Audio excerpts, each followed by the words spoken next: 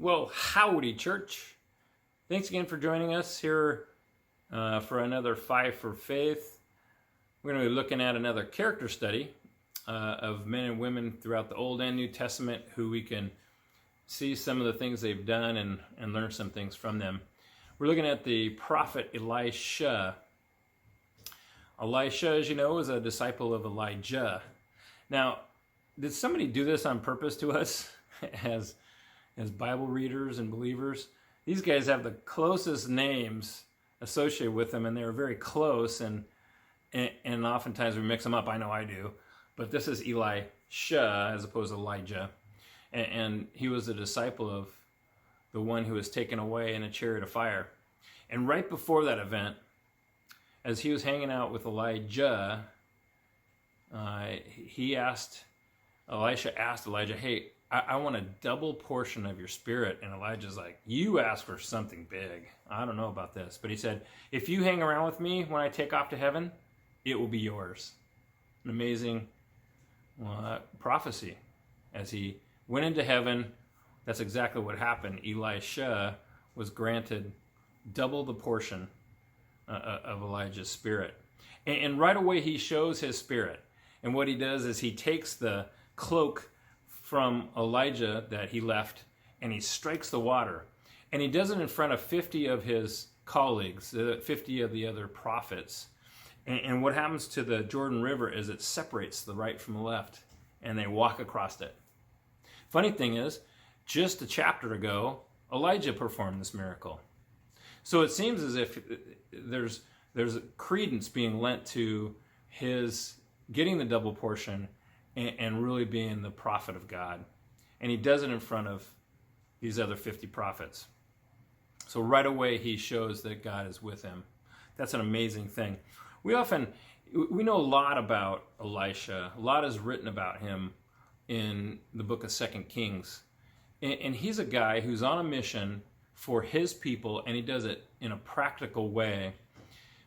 You take a lot of the stories that we know about. One of them is he brings clean water to this village outside of Jericho, and he just cleans it up for them so they can have good, clean drinking water. Another thing is he helps this impoverished widow.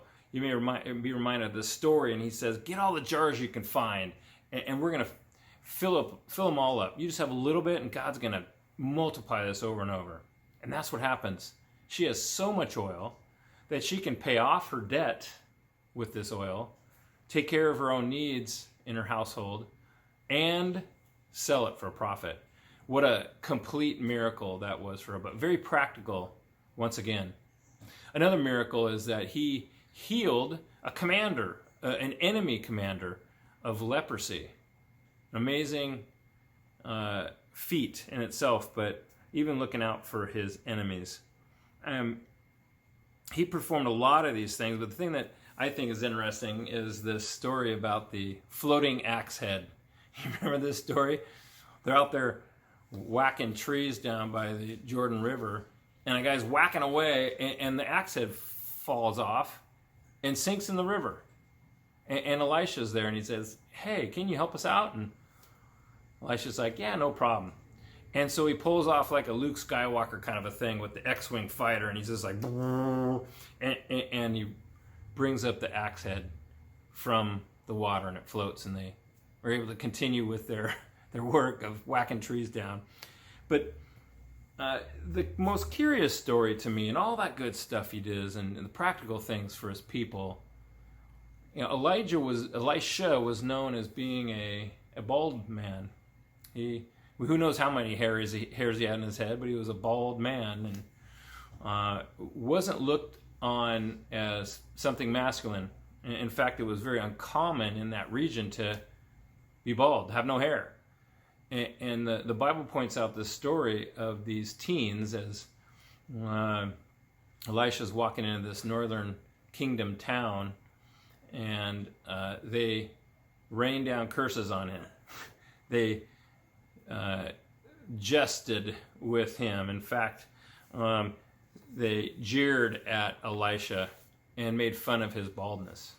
Well, He could have just passed it by, but the Bible says that he rained curses down on these teens, even to the point where he called out these 2 bears to come maul 42 of them. Now, gosh, when you think about that, why, Elisha? Why in all these good things did you have to do it this way?